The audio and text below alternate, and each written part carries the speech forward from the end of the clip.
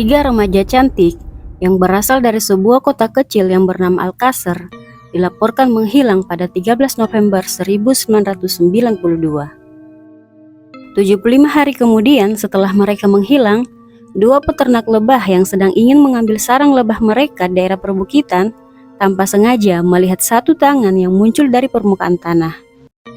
Dan dari penemuan ini, kisah yang mengerikan mulai terungkap. Kasus ini menjadi salah satu kasus paling terkenal di Spanyol karena sifat kejahatannya yang sangat-sangat brutal dan sadis. Penculikan, penyiksaan, pemerkosaan, dan penghilangan nyawa terjadi di kasus ini. Dan salah satu pelaku dalam kasus ini menjadi penjahat yang paling dicari Interpol dan masih belum diketahui keberadaannya hingga saat video ini ditayangkan. Ingin tahu kisah lengkapnya? Let's we start the case. Miriam Garcia Iborra, Antonia Gomez Rodriguez, and Desiree Hernandez Folch merupakan tiga remaja yang masih bersekolah di sekolah menengah.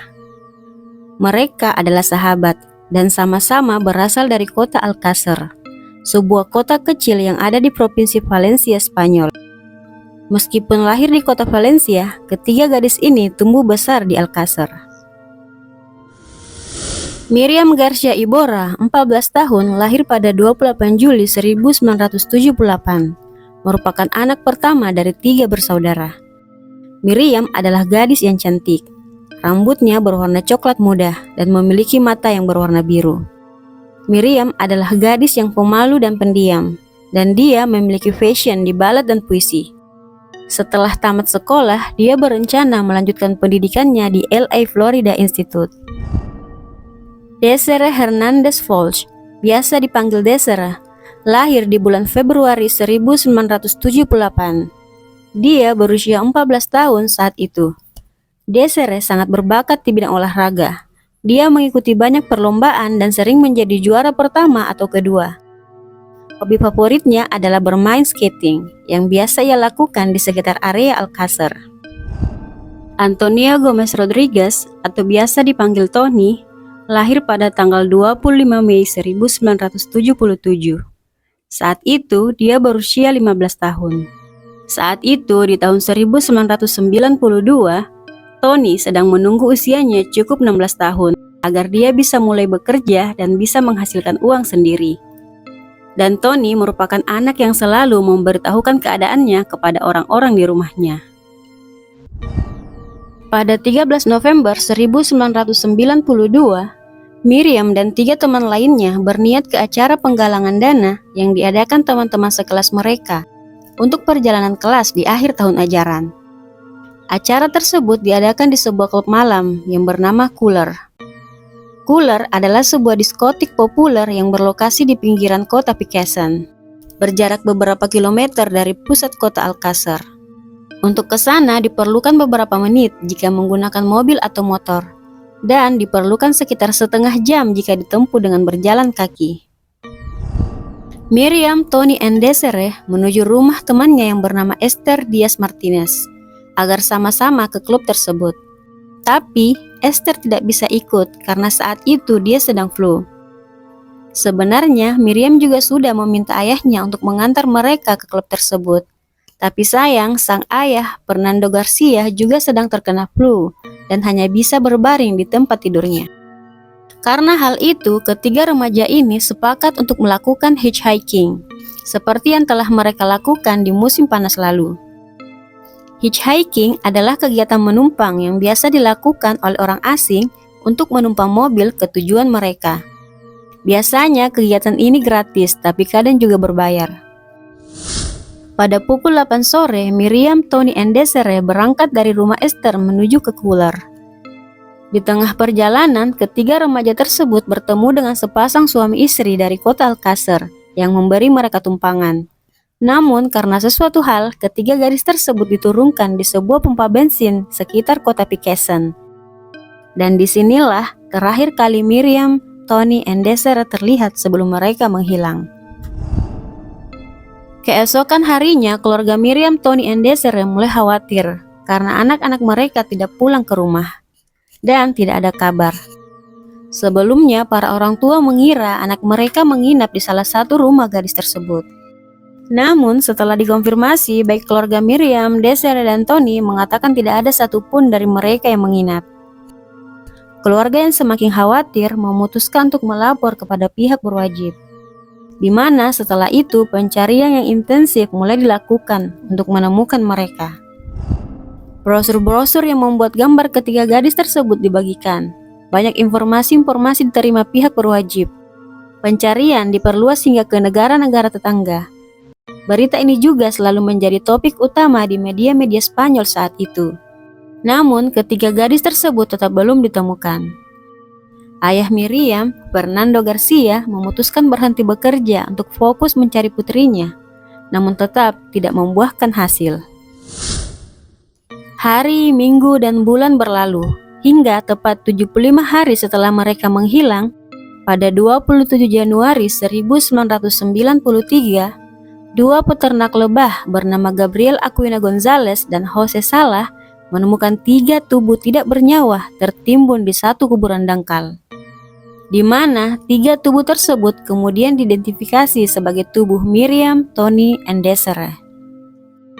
Tubuh mereka ditemukan 25 km dari kota Alcácer, di sebuah desa yang bernama La Romana, yang sepi dan berbukit. Hari itu, Gabriel dan Jose sedang di La Romana yang terletak di kaki bukit Spanyol bagian timur, untuk mengambil sarang lebah mereka yang disimpan oleh seseorang yang bernama Jibril di dekat properti Jose Salah. Properti tersebut berupa 2 rumah tua kosong yang terbengkalai. Kedua pria tersebut memarkir mobil mereka di ujung jalan. Gabriel saat itu memutuskan untuk berjalan-jalan di sekitar area sebelum mengambil sarang lebah. Dia mengelilingi 2 rumah tua tersebut, dan tiba-tiba sesuatu yang berkilau menarik perhatiannya. Saat dia mendekat ke benda tersebut, dia berteriak histeris dan menuju Jose untuk memberitahu apa yang telah dia lihat.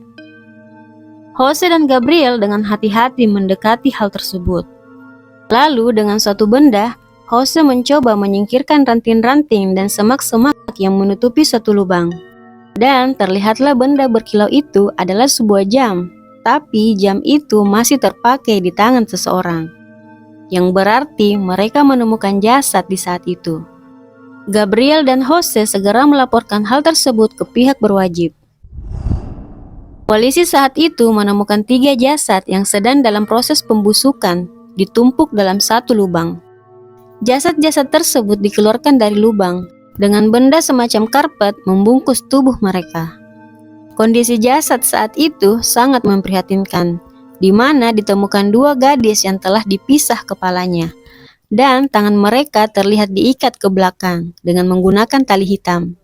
Selain itu juga ditemukan beberapa barang di dalam lubang tersebut.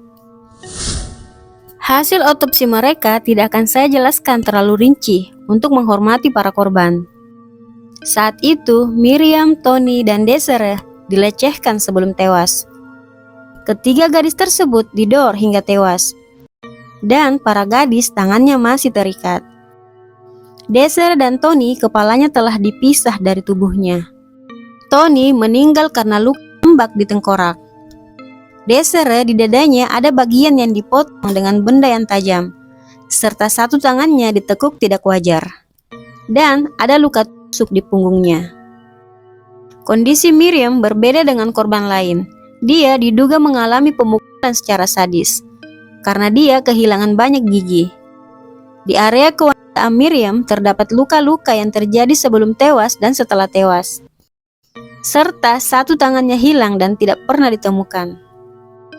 Selain itu juga ditemukan DNA beberapa orang dari hasil otopsi dan investigasi, yang kemudian orang-orang tersebut tidak dijadikan sebagai terduga tersangka karena kurangnya bukti. Yang jadi pertanyaan, siapakah yang tega melakukan hal keji seperti ini kepada 3 gadis tersebut? Polisi mengumpulkan banyak informasi dari beberapa saksi yang melihat ketiga gadis tersebut pada malam hari ketika mereka menuju diskotik Cooler.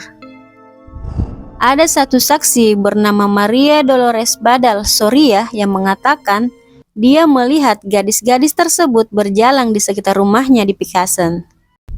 Lalu gadis-gadis tersebut naik ke mobil sedan yang memiliki 4 pintu dan berwarna putih. Meskipun saat itu jarak diskotik Cooler hanya beberapa menit lagi. Dan di dalam mobil tersebut sudah ada beberapa lelaki di dalamnya, tutur Maria. Selain itu, di lokasi penemuan jasad, polisi juga menemukan sebuah kertas dari rumah sakit atas nama seorang laki-laki bernama Enrique Angels Martins. Penemuan ini menuntun polisi ke arah yang tepat. Dan setelah polisi berada di rumah Enrique, di Cataroha, Spanyol, polisi menemukan fakta bahwa Enrique memiliki seorang saudara laki-laki yang memiliki track record yang buruk. Saudara Enrique bernama Antonio Angels, yang merupakan penjahat yang terkenal di kotanya.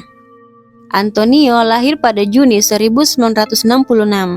Dia merupakan pengedar obat-obatan, yang sudah beberapa kali keluar masuk penjara. Saat itu, Enrique dan beberapa laki-laki yang ada di rumah tersebut dibawa ke kantor polisi untuk dimintai keterangan, termasuk seorang pria yang bernama Miguel Richard yang merupakan teman lama Antonio. Setelah menggali banyak informasi, Enrique diyakini tidak berkaitan dengan penghilangan nyawa ketiga gadis Alcázar. Namun, Miguel dicurigai ikut andil dalam peristiwa tersebut.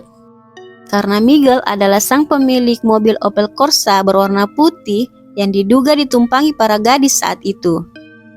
Karena mobilnya terlihat sama dengan mobil yang dilihat oleh saksi di hari menghilangnya gadis-gadis tersebut.